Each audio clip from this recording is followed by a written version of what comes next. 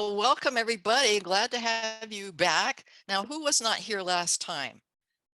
Right, thank you. Right, that's what I thought. These look like new faces to me. So I'm glad to have you this time.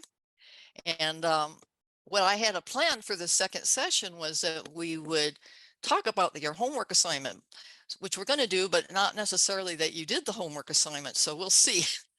Thank you, Sophie, for your, and I did respond this morning for what you said.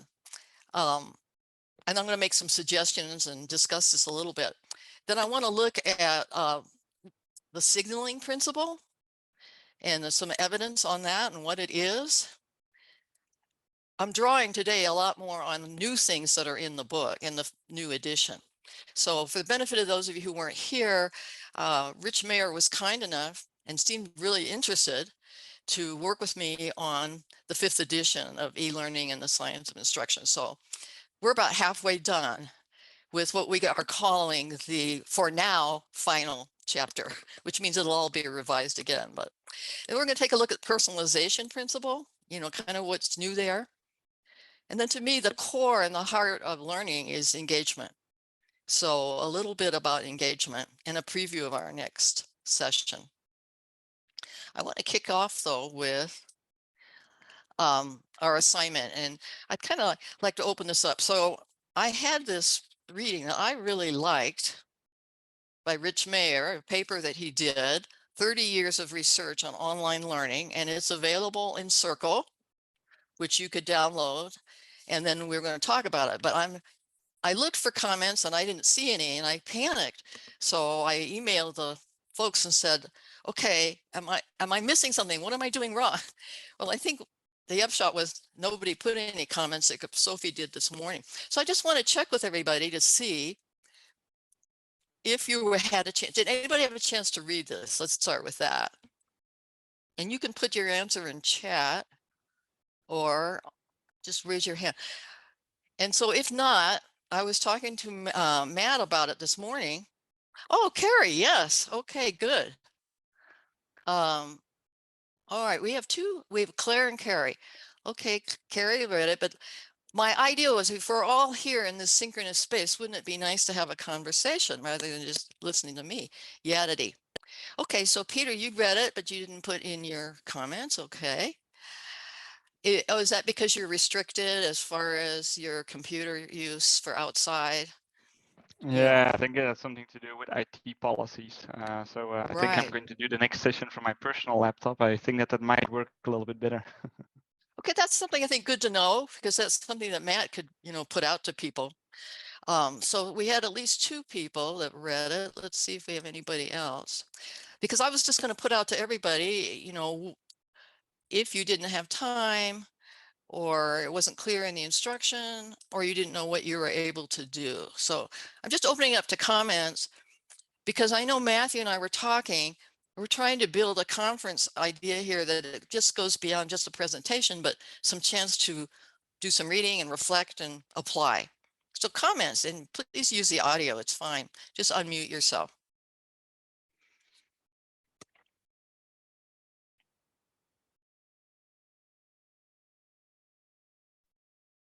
Yeah, I'll comment. It kind of similar to what Sophie said.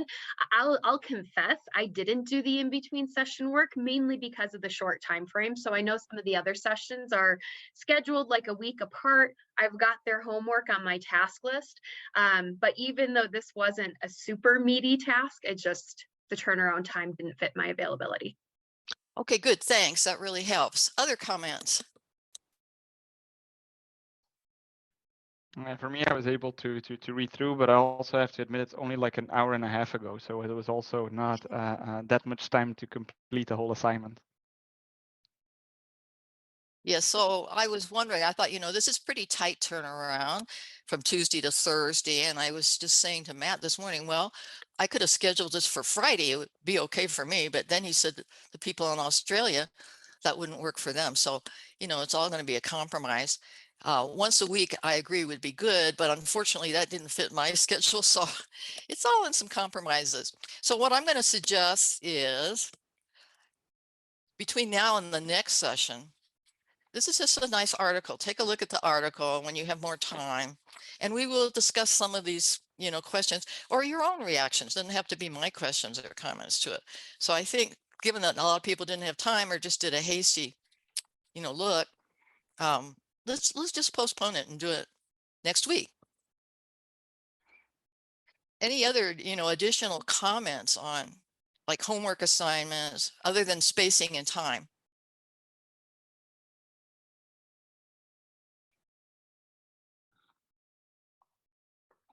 Matthew and I were just wondering if it had to do with a mindset about about a conference. Normally you don't have homework in conference sessions, but what I'm hearing is it was mostly a timing issue.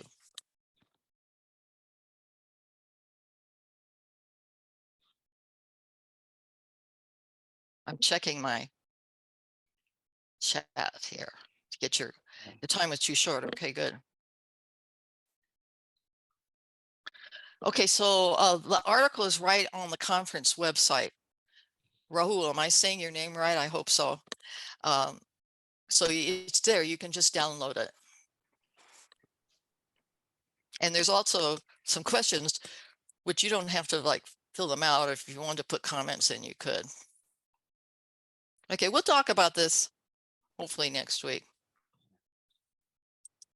I just want to say that I really enjoyed reading the paper, Ruth. I just never got around to putting my comments into the chat simply because there wasn't that much time. But when I actually downloaded another paper connected to it simply because it was really interesting. So it was good reading. I enjoyed it. Thank you. Okay, good. Well, thanks for that. And the good news is we will still, leverage your observations and comments because we'll talk about it next week. And since you already did it, I have another reading for those of you that have the time to look at that. It's actually an experiment. Our next reading, it's an experimental study. And this is about evidence-based practice. Maybe we should actually read some evidence. So, but I would make this a priority, the first article. And then if you have time, you can take a look at the next one, which will be posted on session 2. The article will be there as well as some guidelines for reading it. So what are we doing in the 5th edition that's different from the earlier ones? We have 3 completely new chapters. The signaling principle, I'm going to elaborate on that a little bit, but really I take full responsibility for not including this really critical content in the earlier editions. It should have been there from the very beginning. And I don't know why. I just it didn't get into my radar.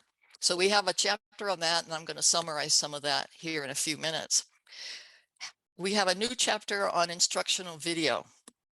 So for example, YouTube kind of things, or maybe some of you do create video for your, thank you, Sophie, e-learning and the science of instruction. Maybe, I think, and I would be interested in your comments and also you, Matt, because I look to you guys as tool experts. So, well, I'll get back to that in a minute. So YouTube kind of things, videos created, just for training purposes. And then we have a new chapter on immersive virtual reality. I'm very happy. Rich is writing both those chapters. So I said, yay, Rich. And then what about revisions? So all the chapters have revisions because it's been 8 years since the last edition.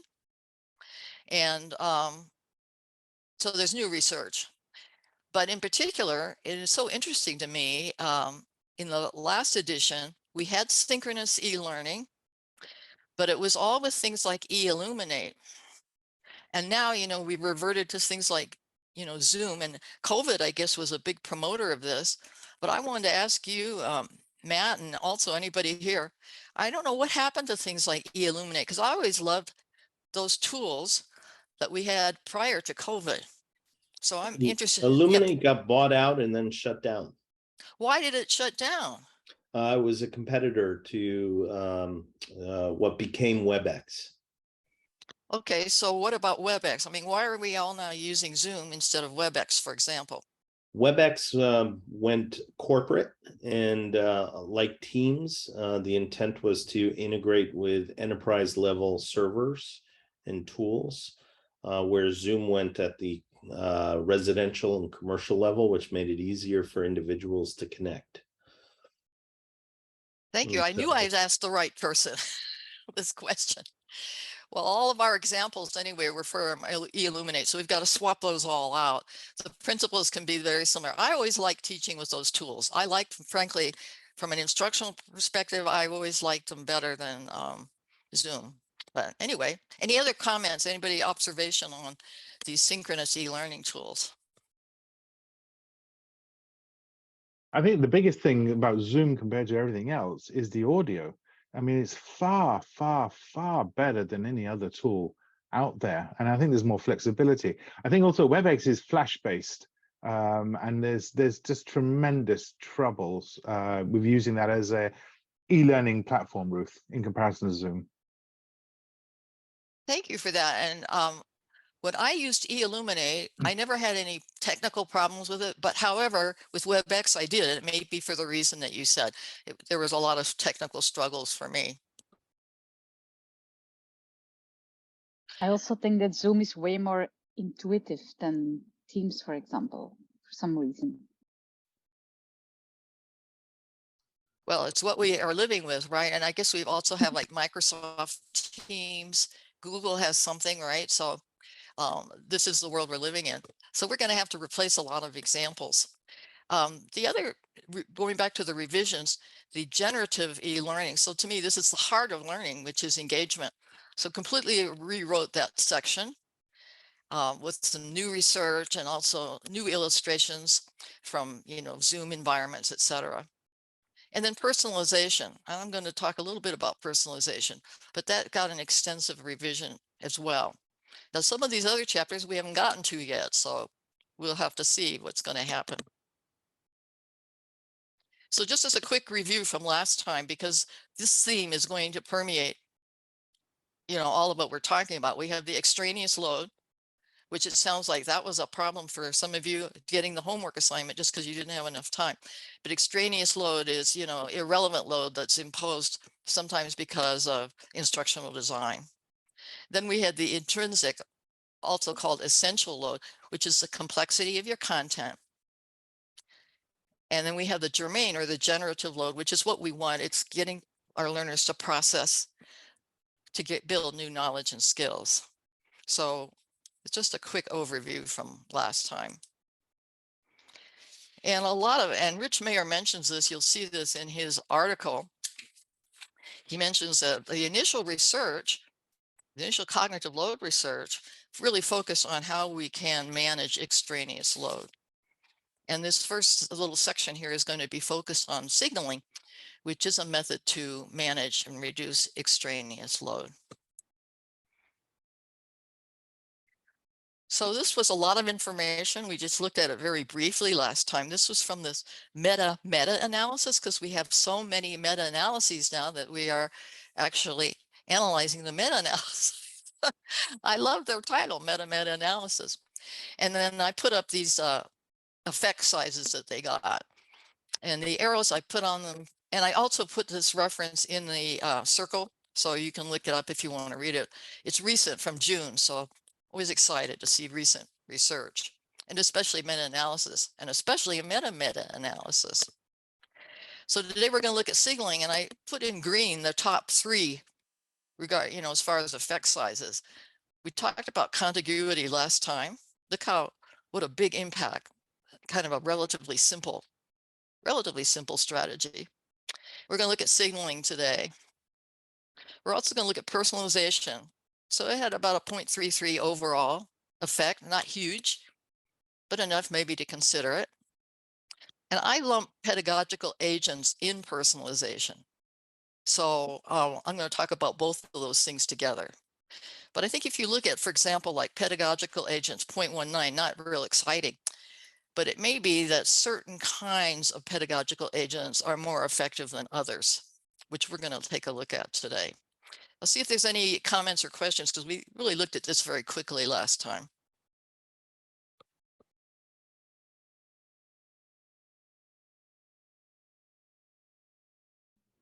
It's not really a question from my end because I'm just eager to deep dive with all of you in the session. But I just think it's great, like you said, that we have this meta analysis right now. There's so much more research available right now, and it would be a shame not to use it. I think this is really useful. I have to say.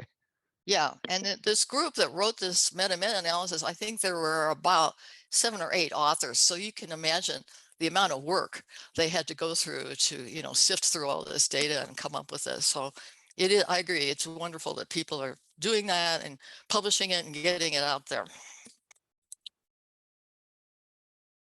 Okay, so we're going to take a little bit of a look at the signaling principle. And the second reading assignment, if you should choose to accept it, is actually a research study.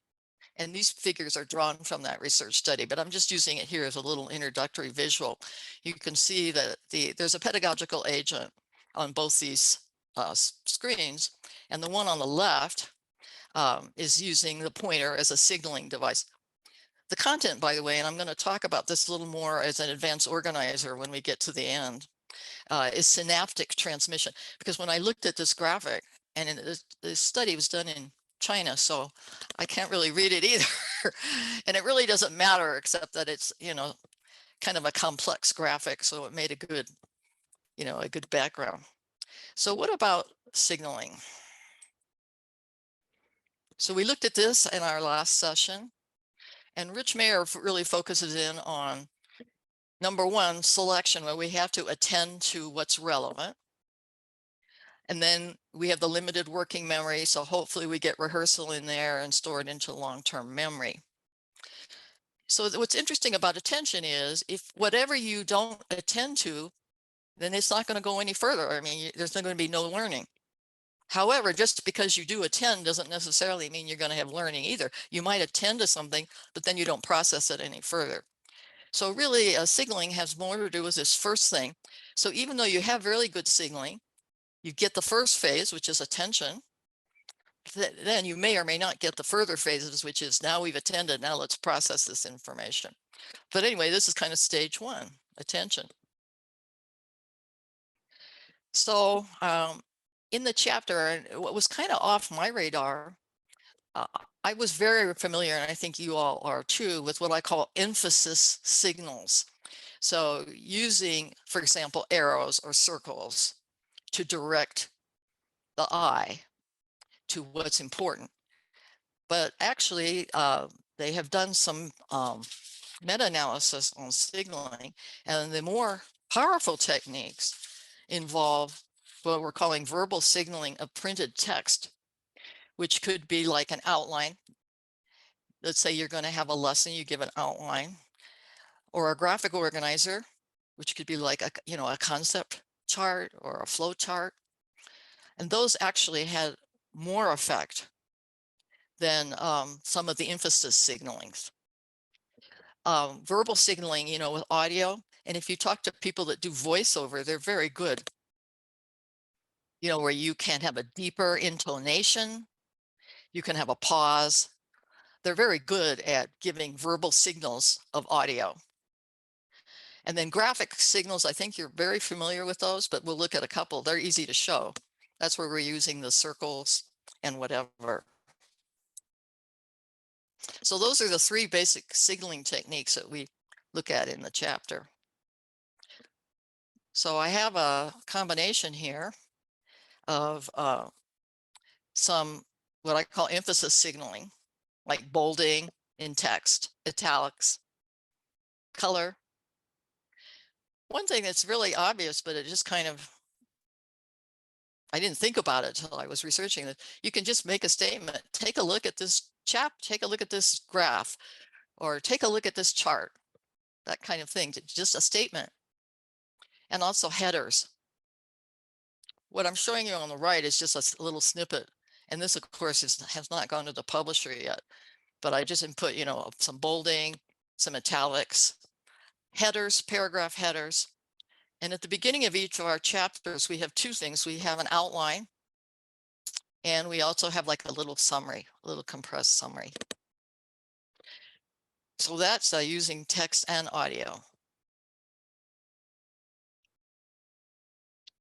Now we're going to look at some emphasis signals that you can use with graphics. I always like this example. The lesson is about the parts of the heart. And as they discuss each part in the audio, they use this kind of highlighting so that you can focus. In this case, I think we're looking at the valves of the heart. Here's another way. If you look at the one on the left, they're using color. They're coordinating the text with the visual using green. And the same idea on the right, except they're using arrows. Personally, I kind of like the color one. I think they were both effective, but I like the color one.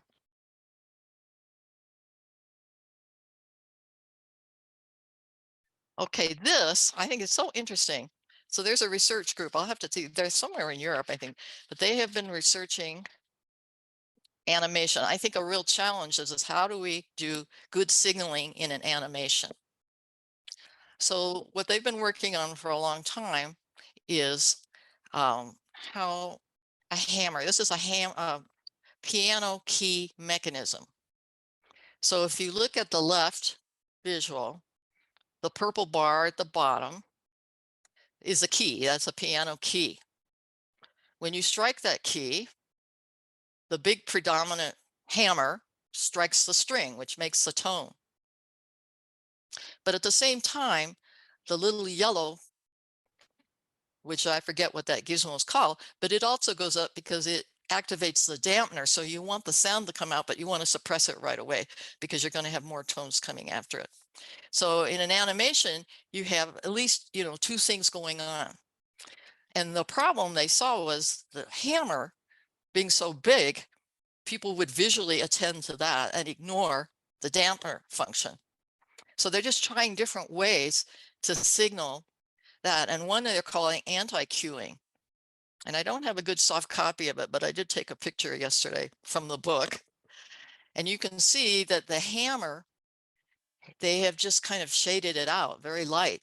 So they're trying to get people to attend to the hammer, which is perceptually salient, but also to the dampening device. So I think this is the challenge we all have when you have an animation with multiple simultaneous moving parts. It's a challenge as to how to actually do the signaling. There's a whole chapter on this in the book. I don't know. I don't know. Sure, I put that reference in Rich Mayer's meta. What is it? Multimedia learning, new edition. So I want to pause here. We've looked quickly at some signaling techniques and hear your comments. What signaling techniques are you using? What has worked well? How are you signaling in animations? How effectively is your organization doing advanced kind of signals like maybe charts, various types of charts or outlines and things like that? So you can use the chat or you can come in on audio. We're all here. We can listen to each other and see what your experience is. Oh, yes, good. Screenshot graphics, Julie, good. Okay, colored frames on the screenshot. And so Claire, would that be with a textual explanation? Yes, zooming. Zooming is a good one. And yes, that would be with a text explanation. Okay, good. Highlighted text, Sophie. Yeah, easy to do, isn't it? There's some interesting research on highlighting where they've compared, I think all of us as students, we've done all the highlighting. I still do highlighting today. But they found, is it better for the student to do the highlighting or is it better for the instructional environment to have the highlighting already in there, which is what you're saying, Sophie. And what they found in general, it is better if we as the instructional designers do the highlighting because the students often don't know what they should highlight. I mean, if they're new to that content, so they don't necessarily choose what's, the most important things to highlight. Ruth, Okay. I think that's a very interesting comment because on the other hand, we know that we learn more if we take a pen, a piece of paper, and write it down ourselves? Yes, which is different from highlighting it. Of So, course. so you're absolutely right. And we're going to get into generative learning here because summaries, which is kind of what you're doing sometimes when you're writing, and that's what I do too. Summaries are such a powerful technique. And you're also often transforming the information from what's given into your own words. So that is an extremely powerful technique. But apparently with highlighting, it's more, people don't choose necessarily what's the best to highlight, even though I still do the highlighting. Blinking. Oh, good, Claire. Thank you. Blinking was the #1 thing not to do. Blinking is generally counterproductive to learning. I'm so glad you brought that up because I forgot to mention it. Even when it's a signal, but we have hardware products that actually do blink in real life, depending on the color and the sequence of the blinking, it tells you something. So in that case, is that acceptable? Okay, your audio is not coming through good for me, Claire. Matthew, if you caught that, maybe you can repeat the comment. Claire, if you can repeat it one more time.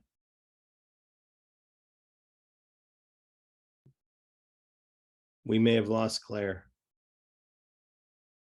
Oh, She's okay. plugging in her mic. Okay, thank you. So one of the things that I should have mentioned before, they did find that blinking in general, I think it's so, it attracts our attention too much and it's very annoying to our nervous systems and it's depressed learning in the research. So probably not the best technique to use. Claire, when you, I have a please. caveat on that. I Yes, agree with please. what you just said. Absolutely.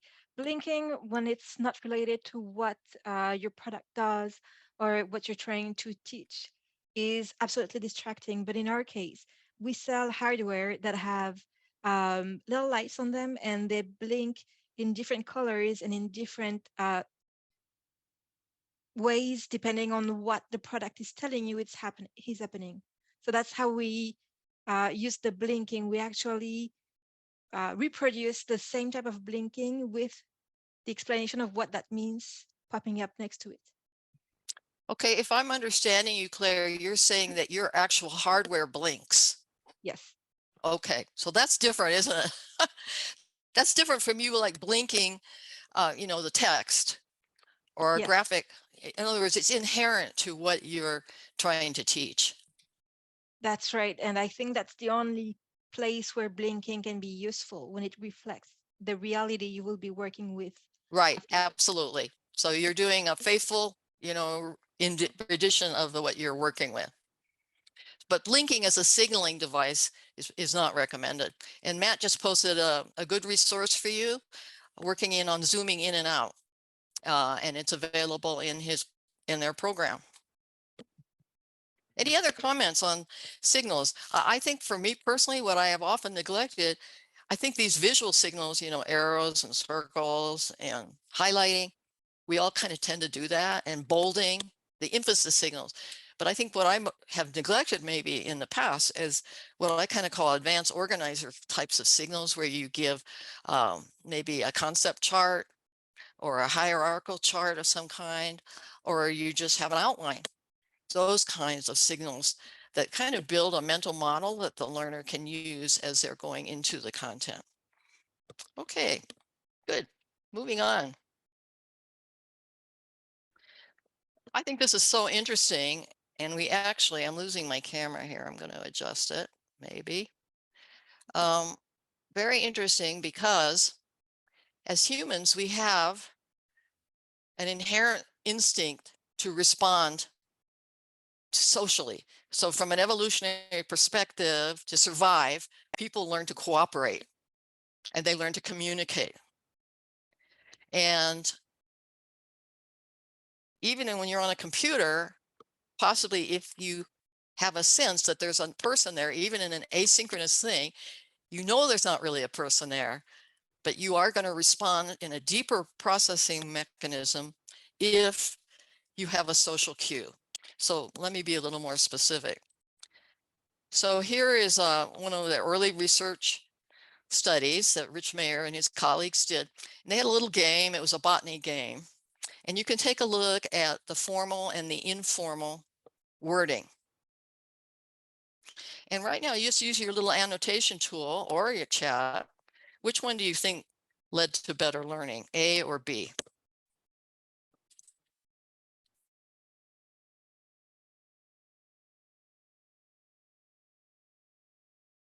Okay, so we're getting votes for B.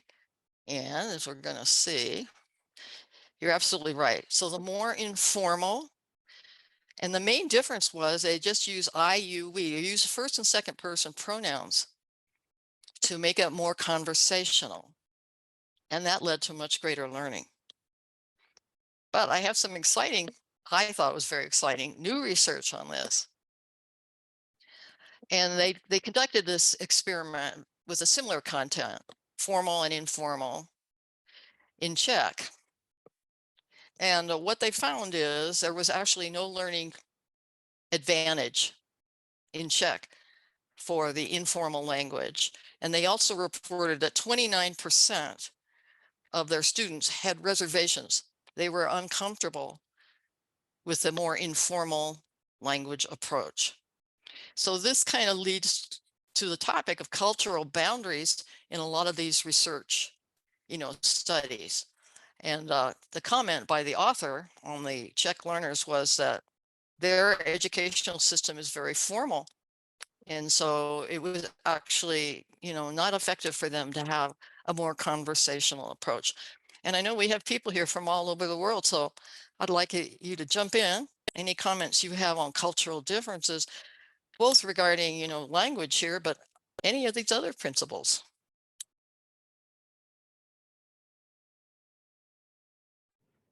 I think for us, being quite a global company, we operate in 130 countries, and it's such a big difference just comparing, even if you talk about the bigger regions. The things that, for instance, engage learners and help retention in China, where it's also a little bit more formal, is completely different than, for instance, Latin America, where the informal really just hits the spot much quicker and is yielding, at least to what we can see, better results also.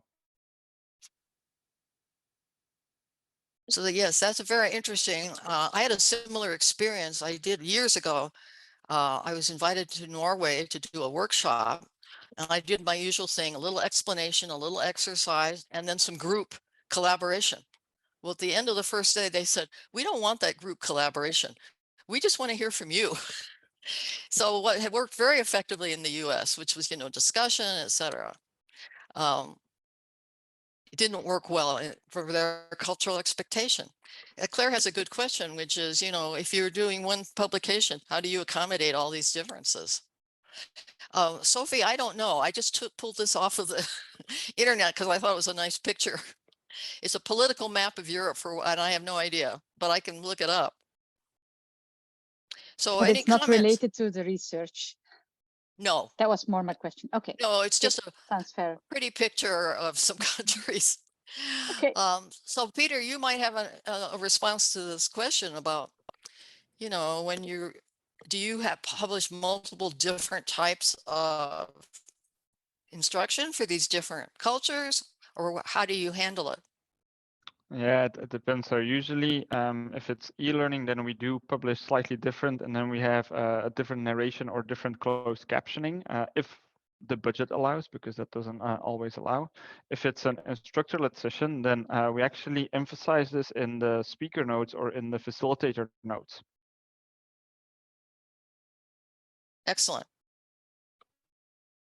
Okay, Proctor, instruction is in a language, it's not the region's first language. Yes, personalization can be problematic just because of interpretation. And interesting, I mean, my very limited language knowledge, I know, for example, the you, we have the informal you and the formal you, just that alone might make a big difference. Anyway, we could have a whole session just on this, and maybe we will, and maybe you do, Matt, I don't know. Okay, so pedagogical agents. So this is some kind of on-screen character. How many of you have used pedagogical agents in your instruction? You could raise your hand, or you can just send me a text. Yes, we have or we haven't.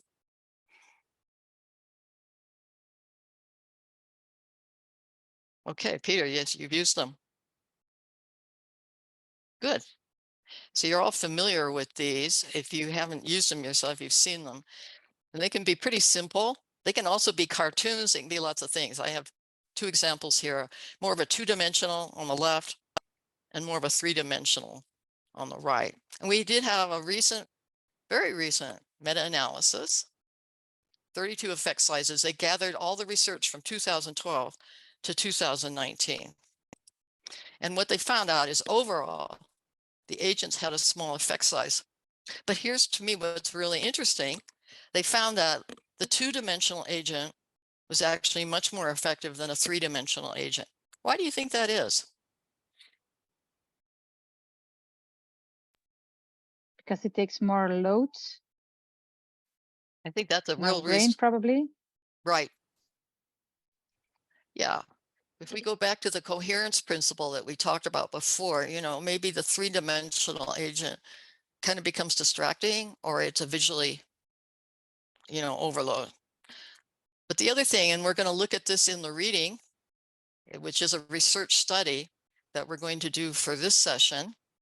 They're going to compare what the agent does. So it might make a difference what function the agent serves. I don't want to spoil your surprise from the reading, so we'll address that again next week. This is another recent study. I'm happy to see now they're doing a lot of research on video instruction, and that's because, you know, with things like YouTube, video instruction has just become so much more predominant than it was, you know, even 10 years ago. So here they have a lesson on the kidney. You can see it on the whiteboard. And they had two conditions. On the left, the instructor looked at the learners and then would look at the board to talk about something, and then look back at the learners. And the treatment on the right, the instructor looked at the whiteboard the whole time. Which one do you think gave the best learning?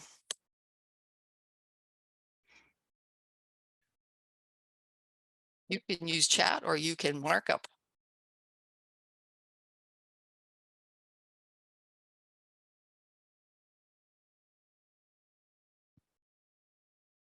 Okay, good. So yes, you're absolutely right. It was pretty high effect size 0.5. So the shifting, they called it a shifting gaze back and forth. Learners were much more engaged. They had that connection to the instructor compared to the instructor that faced the board the whole time. They didn't have that personalization connection. So your reading assignment, you're going to actually compare 4 different treatments. If you look at the top 2, they both have an agent in them. The bottom 2, there's no agent. But if you look at the left column, both of those have signals. And on the right column, there is no signal. So we're going to compare those things. And again, I don't want to spoil your surprise. So we'll talk about this next Tuesday. Okay, shifting topics here. How are we doing? We're doing good. Generative load. The agent, yes, thank you, Marion. That's a little preview of what we're going to learn in this research. And in fact, that's exactly what they also asked. I hope this will get you excited to read it, because they did try removing the agent and using a different type of signaling technique. So you'll see how that worked out. And then we'll see. Yeah, just a comment. I find that people they're so negative towards using, they look like fake people, and you get this very away response from people. So sometimes it's just better off putting a circle on things or pointing at it, because so that people don't start to say that e-learning is tacky, and they start criticizing it for the wrong reason. So they miss the intent of the agent. But anyways. No, that's a really good comment. And I don't know if anybody else has had that experience as well. People might be turned off, by the artificiality of this agent. Any other?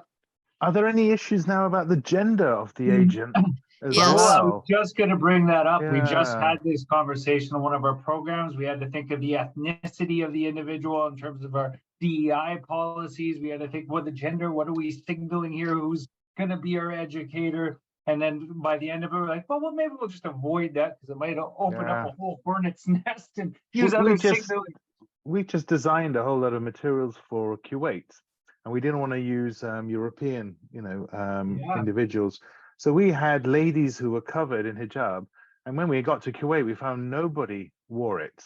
So that created a problem over there. So the whole use of gender and color, it's a huge problem nowadays. And in fact, some organizations are saying, don't use any whatsoever. Well, maybe you could just have, you know, a non-gender Yeah. image, right? But then it looks a bit fake. It goes back to that comment. Right. Can't win, can we? Yeah. They've actually done research on gender, and I'll get into that maybe a little bit more next time, but I think the upshot of it was maybe for certain topics, it was better for a male or a female. But again, you're alluding to cultural differences too, which was not addressed in the study.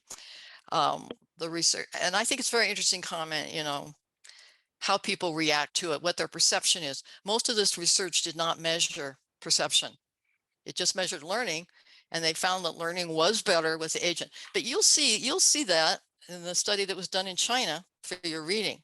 I want to take a quick few minutes here to introduce, I think, a real core topic, which is generative load, how we design for engagement.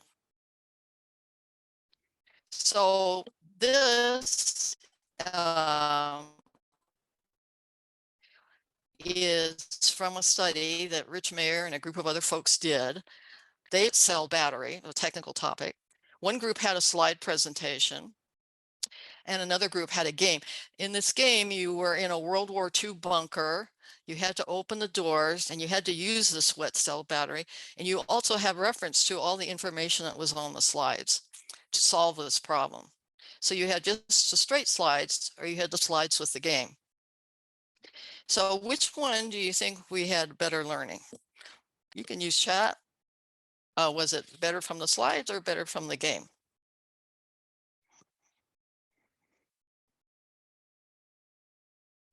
I think I read the answer in your book, Ruth, on this one. Yes. Yay, Sophie. That's right. And I was surprised to see that it was just the slides. Keep it simple. That's right. Just the slides. And so why do you think the game was more engaging, right? More behaviorally engaging. But why do you think maybe the game was not effective? Because again, there was too much load, cognitive load, so that people got distracted. Whereas the slides were way more basic, but it allowed people to focus on what they needed to focus and get rid of all the shizzle that was not necessary, I guess. I think absolutely great summary, Sophie. And I think some of the people, not Rich Mayer, but some of the people who did this, you know, they were really keen on games. And I think they were very disappointed in the result. Oh, we're just going back to slides. I think there's several lessons we can learn for this. Number one, when we talk about engagement, we have behavioral engagement versus psychological. So in this case, you know, you had a lot of behavioral engagement if you played this game, but it was actually counterproductive, as Sophie said. The behavioral engagement added too much extraneous load. So it actually defeated the learning process. What's important in generative load is that the learner has the opportunity to transform the content they're given into some kind of an output or product that's their own. And we're going to look at some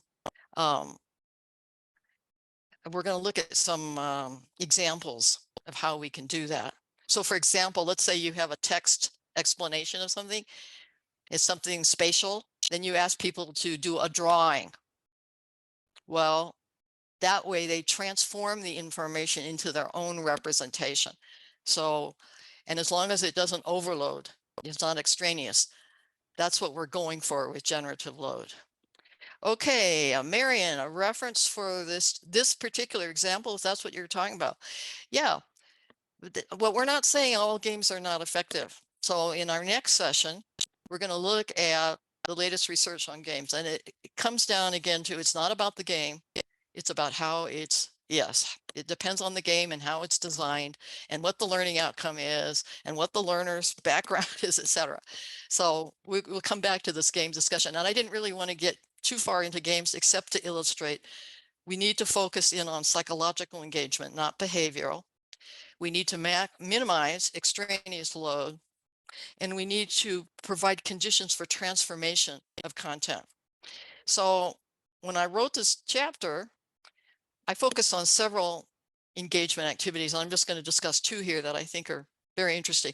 Self-explanations are so powerful. And this research actually started in the 1980s with Dr. Chi, where she found that students, physics students, she was studying physics students, and the ones that looked at their examples and they talked aloud, they did a self-explanation, they learned so much more than the learners who did not. So we want to leverage, this whole idea of self-explanation. And then briefly, I'll mention teachbacks too, and then see what your experience has been. So this is just an example. We know that examples, worked examples, demonstrations are a fundamental bedrock method that we use. What you're seeing here is basically a step-by-step demonstration from a probability problem. And if you're in the social skills domain, you might use video. This is a sales example, a video example. So how can we get more out of these worked examples? Because one problem is a lot of times learners don't look at them at all, or they give them a very shallow presentation. So we want to try to exploit these worked examples. And one way is just to add what we call a self-explanation question, which requires the learner to attend to the example and to try to transform it into their own, mental model. So for example, if you take the first step from the probability problem, then you could just add a question, explain in your own words a procedure to calculate probability. Or in this case, explain some benefits of paraphrasing how the doctor responds. So inserting these. Yes, please, Jesse. Just one of the challenges I've had, 'cause I totally agree, obviously, with the statement here, is the assessment of these statements. So if we have this embedded into some of our e-learning, who's checking if the summative response is actually accurate? So it was something that I've been playing with is if I'm having our 4,000 employees go through this, am I going to go through all their summaries or teachbacks or whatever the case may be and check for accuracy? I'd love to hear people's strategies. Such a good comment. And in my initial examples of this, I had it as a multiple choice, which is, in e-learning, it's easy. But then the more recent research shows the multiple choice really did not give as good a learning as a more open-ended question. But then we have the dilemma that you brought up. The only thing I can say is what you could do, let's say with this question, after they've written down whatever they're going to write, then you could pop up, here's what an expert said.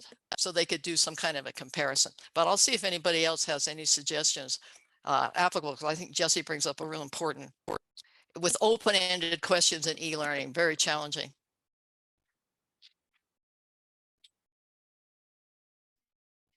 I guess the bigger point. It's a great question that Jesse put forward, and also something that we've been struggling a little bit with. But I do have to say, I do like the tip that you gave also to then afterwards still have sort of something that comes back with this is what an expert could say, or this is what it could look like.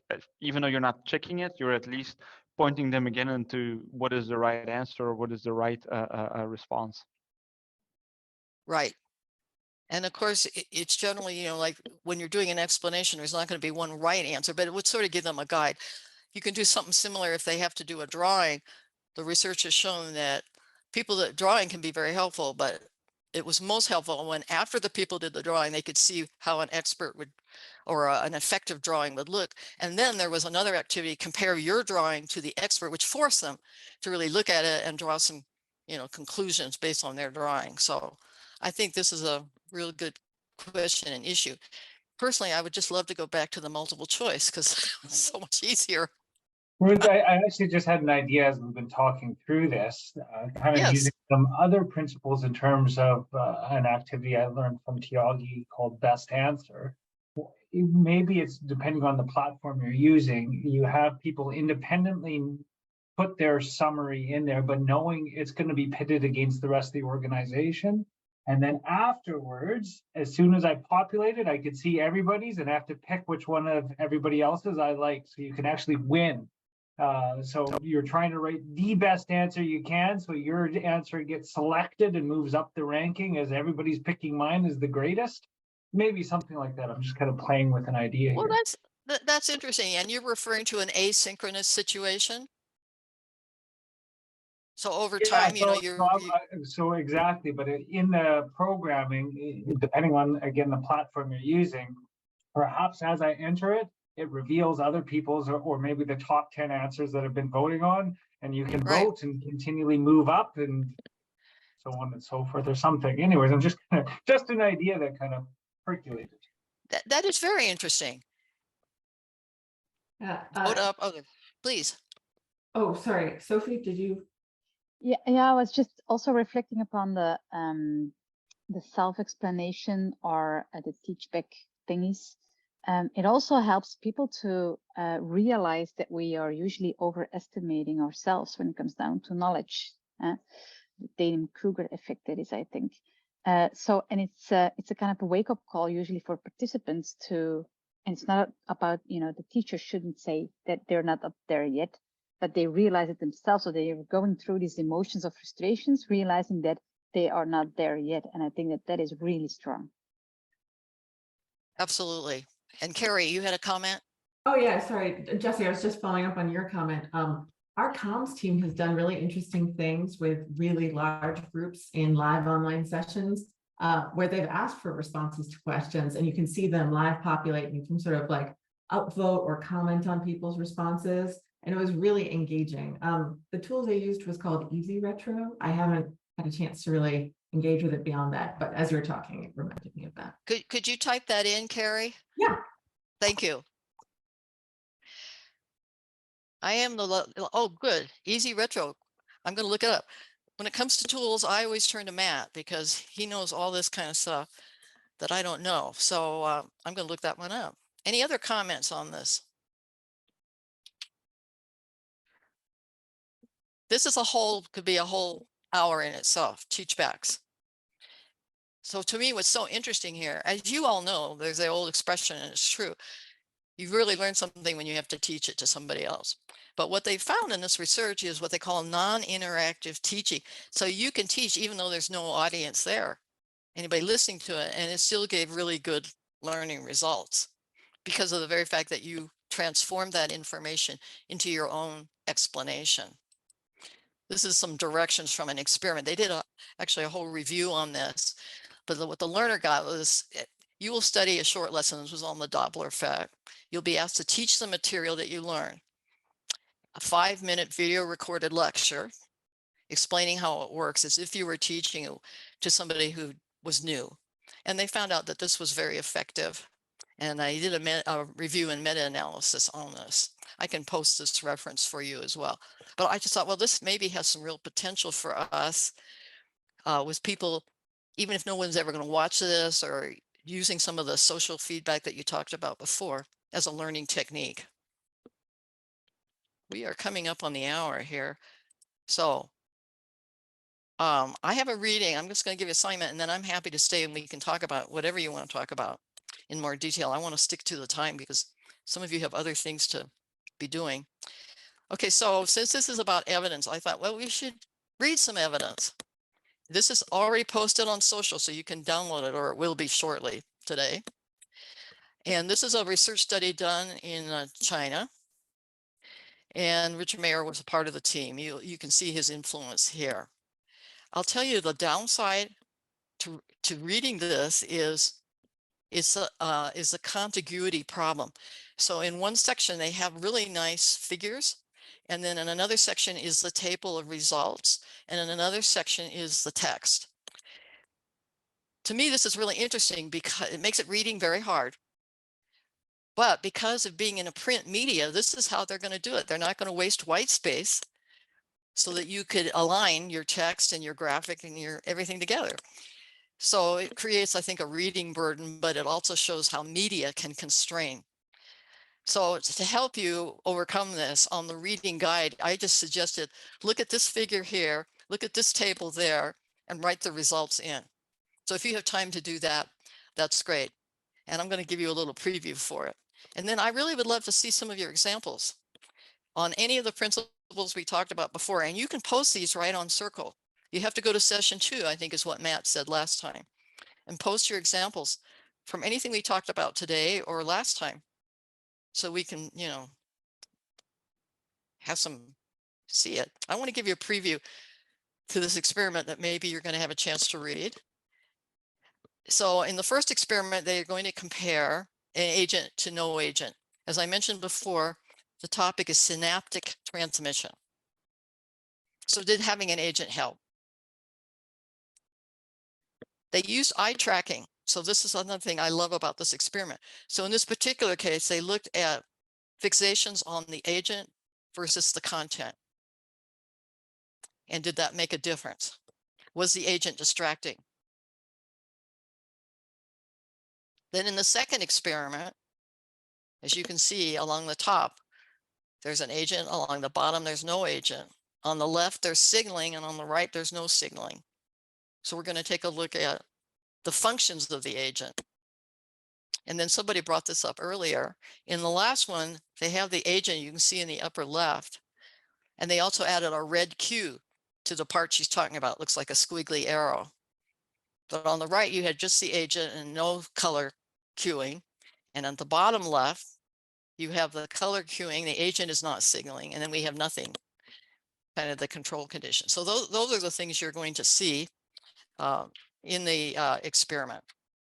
And as I said, on the Circle social site where we are, I have a reading guide which just suggests where to look for these different results. So next time, I'm hoping we can discuss the reading assignment. If you don't have time, maybe go back and read Rich Mayer's study, which is posted there. And if you do have time, read this research.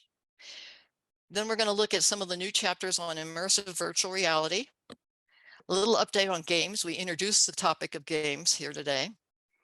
And then there's also a new chapter on video-based learning, which would be like YouTube kinds of things. So good, we're just about right on time. Matt, I'm going to turn it over to you, see if you have any words of wisdom. And then I can stay here as long as you want, anybody who wants to continue discussing.